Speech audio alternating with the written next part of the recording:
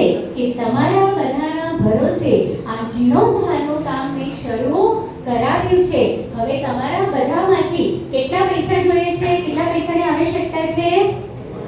72 લાખ રૂપિયા. એ થઈ જશે ને તો બધા ટીપ બોલાવવાનું શરૂ કરે છે. કોઈ 50,000, કોઈ 1 લાખ, કોઈ 15 લાખ. ક્યાં પહોંચવાનું છે? 72 લાખ સુધી. તો એ સભામાં એક સાધારણ કપડાં પહેરેલા એક ભીમ સાખરિયા નામના શ્રાવક અંદર આવવાનો પ્રયત્ન કરે છે.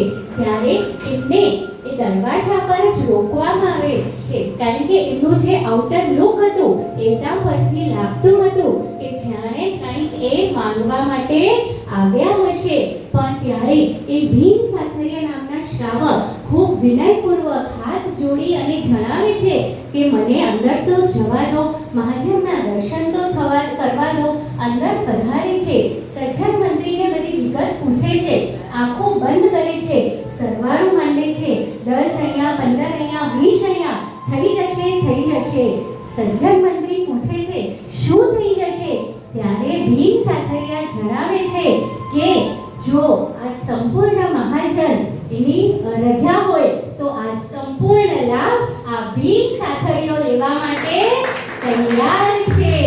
એટલા માટે જ કહેવાય છે કે નેવર જજ a book by its cover. તો જ્યારે આ ભીમ